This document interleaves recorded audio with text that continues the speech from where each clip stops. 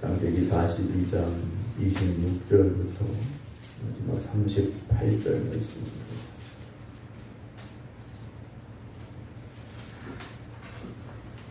그들이 곡식을 나귀에 싣고 그곳을 떠났더니 한 사람이 여관에서 나귀에게 먹이를 주려고 자루를 풀고 본즉 그 돈이 자루 아귀에 있는지라. 그가 그 형제에게 말하되 내 돈을 도로 넣었도다. 보라, 자루 속에 있도다. 이에 그들이 혼이 나서 떨며 서로 돌아보며 말하되 하나님이 어찌하여 이런 일을 우리에게 행하셨는가 하고 그들이 가나안 땅에 돌아와 그들의 아버지 야곱에게 이르러 그들이 당한 일을 자세히 알리어 말하되 그 땅의 주인인 그 사람이 엄하게 우리에게 말씀하고 우리를 그 땅에 대한 정탐꾼으로 여기기로 우리가 그에게 이르되 우리는 확실한 자들이요 정탐꾼이 아니니이다.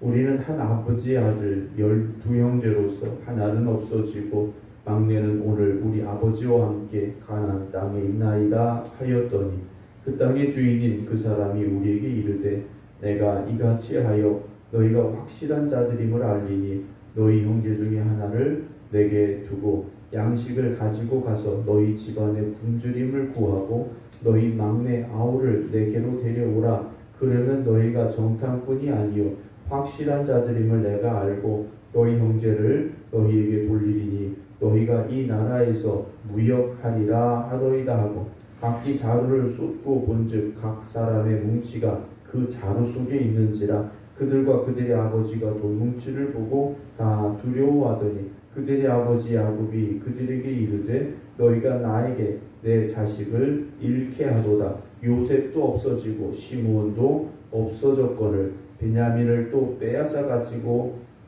가고자 하니 이는 다 나를 해롭게 함이로다. 루벤이 그의 아버지에게 말하여 이르되 내가 그를 아버지께로 데리고 오지 아니하거든 내 두 아들을 죽이소서. 그를 내 손에 맡기소서. 내가 그를 아버지께로 데리고 돌아오리이다. 야곱이 이르되 내 아들은 너희와 함께 가지 못하리니 그의 형은 죽고 그만 남았음이라. 만일 너희가 가는 길에서 재난이 그에게 미치면 너희가 내 흰머리를 슬퍼하며 스울로 내려가게 함이 되리라. 아멘. 할렐루야. 이제 기근이 시작이 되어졌죠. 그래서 사람들이 먹을 양식이 이제 부족해졌고 그 양식을 구하기 위해 애국으로 가는 행렬이 이어질 수밖에 없었습니다. 그리고 요셉을 만난 이들은 양식을 구해서 이제 돌아가게 되는 상황이 애국 땅에 펼쳐져 있는데요. 야곱의 아들들 역시 먹을 양식을 구하러 애국으로 내려갔죠. 그러나 그들이 편안하게 양식을 구해서 돌아오지 못했음을 어제까지 우리가 말씀을 통해서 보았지 않습니까? 요셉은 그들을 정탐꾼으로 몰아붙였고 결국 그들이 다 같이 돌아오지 못했죠. 어제 24절에 보면 시므온을 끌어내어 그들의 눈앞에서 결박하고 시므온을 이제 볼모로 잡아두게 됐습니다. 그래서 10명이 떠났지만 이제 9명만 집으로 돌아오는 여정이 시작이 됐습니다. 26절 그들이 곡식을 나귀에 싣고 그곳을 떠났더니 한 사람이 여관에서 나귀에게 먹이를 주려고 자루를 풀고 본즉 그 돈이 자루 아귀에 있었다라고 되어 있습니다. 여기서 여관이라고 되어 있는데 우리가 오늘날의 여관을 생각하시면 안 되죠. 오늘날의 여관이 아닙니다.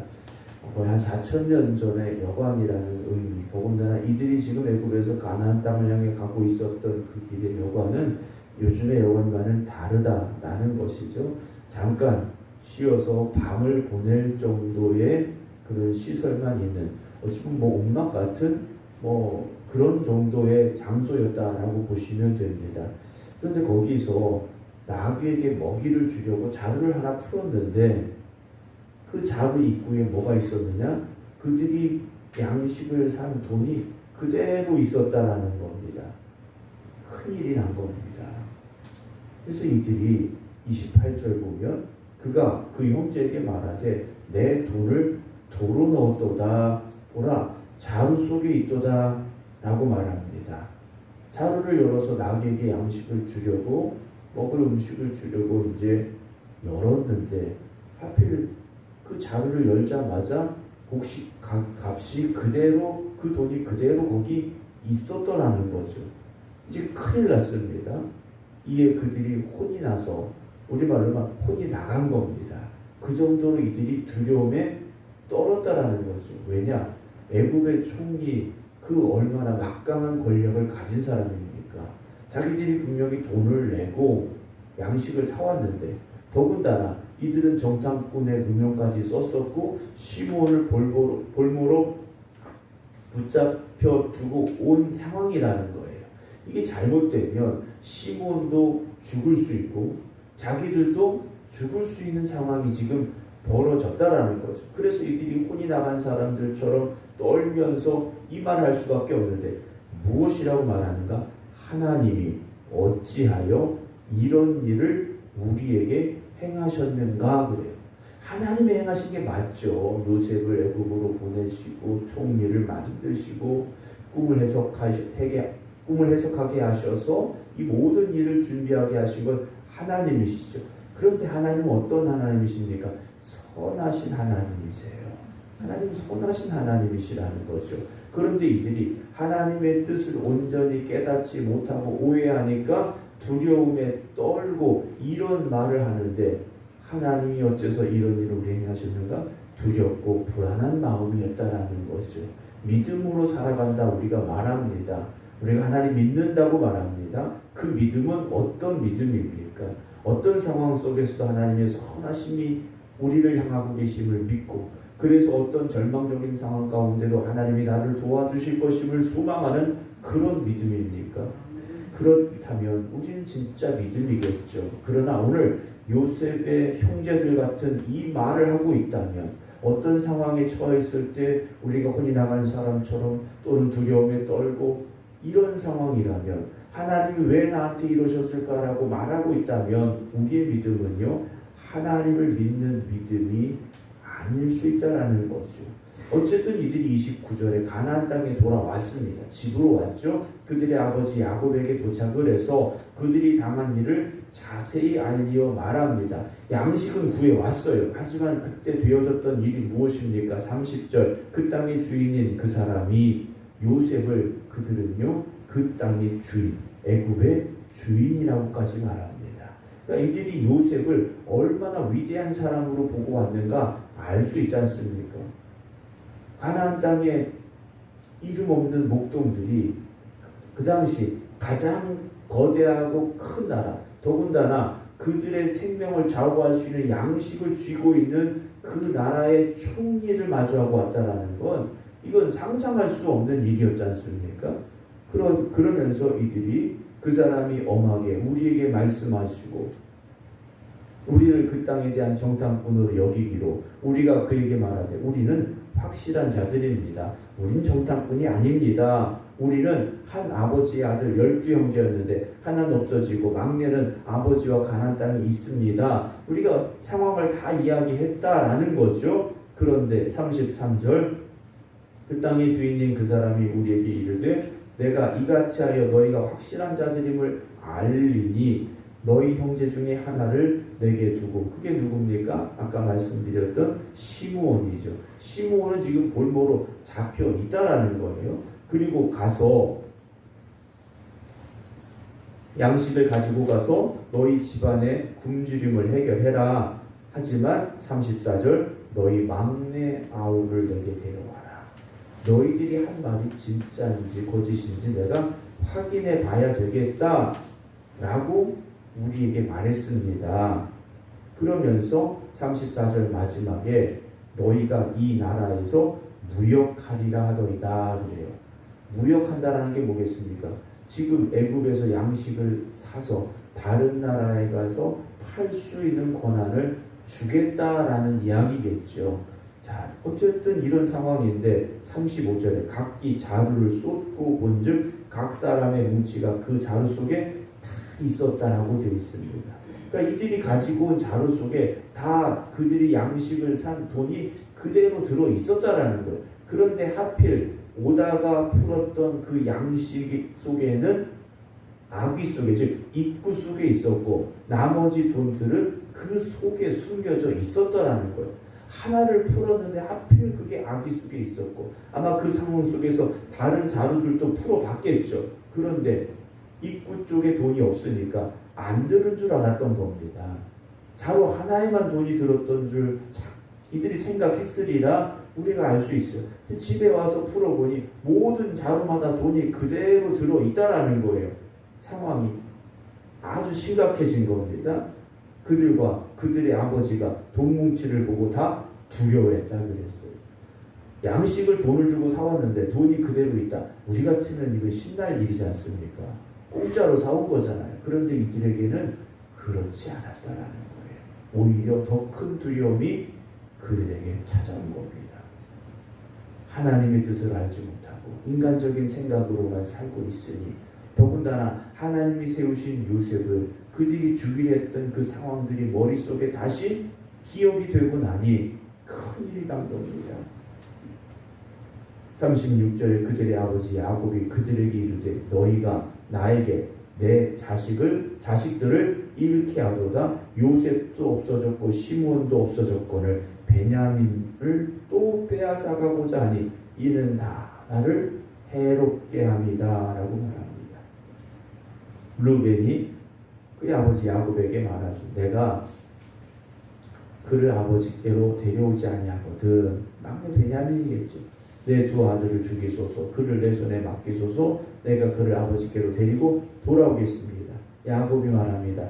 내 아들은 너희와 함께 내려가지 못하리니 베냐민은 못 간다 그래요. 근데 이 야곱의 말을 쭉 보면 자기 아들이 12명인데 요셉과 베냐민만 자기 아들인 것처럼 말하고 있다라는 거죠. 물론 하나님께서 큰 뜻을 지금 이루어가고 계신데 이 야곱의 문제가 뭡니까? 편애라는 거죠. 12명의 아들이 모두 다 자기 아들인데 요셉만 편애했던 이 상황이 여기까지 이 문제를 더 크게 만든 것은 아닐까라는 생각도 할 수 있죠. 물론 하나님이 행하신 모든 일 큰 뜻을 두고 본다면 하나님께서 요셉을 애국으로 데려가신 게 맞죠. 그러나 우리가 지금의 상황 속에서 각자의 역할들 또는 각자의 그런 말들을 볼 때, 삶을 볼 때 야곱에게도 큰 문제가 있다라는 겁니다. 야곱에게도 큰 문제가 있다는 거죠. 그러면서 38절에 야곱이 이렇게 말합니다. 내 아들은 너희와 함께 내려가지 못하니 그의 형은 죽고 요셉은 죽었죠. 그만 남았다. 베냐민만 남았다. 만일 너희가 가는 길에서 재난이 그에게 미치면 너희가 내 흰머리를 슬퍼하며 수올로 내려가게 함이 될 것이다 라고 탄식하는 이 야곱의 모습을 보게 됩니다. 내일 드릴 말씀입니다만 43장을 먼저 좀 보면 그 땅의 기근이 심하고 그들이 애굽에서 가져온 곡식을 다 먹음에 그 다음에 이 야곱이 뭐라고 말하느냐? 아버지가 그들에게 이르되 다시 가서 우리를 위하여 양식을 조금 사와라 라고 말해요. 이 야곱을 보면요 참 안타깝다라는 생각이 듭니다. 안 된다. 베냐민 데리고 못 간다 그랬는데 먹을 양식 떨어지니까 야 우리가 살아야지. 너희가 좀 다시 가서 우리를 위하여 양식을 사와라. 이런 것도 아니고 조금만 사와라 라고 말하고 있다라는 거죠. 어찌 보면 스스로 위안을 삼으려 하고 스스로 어찌 보면 핑계를 만들고 있는 것은 아닐까라는 것을요 야곱의 모습 속에서 우리는 또 찾아볼 수 있는 것 같습니다. 사랑하는 성도 여러분, 우리가 하나님을 믿는다라는 것은요 전부를 믿는 겁니다.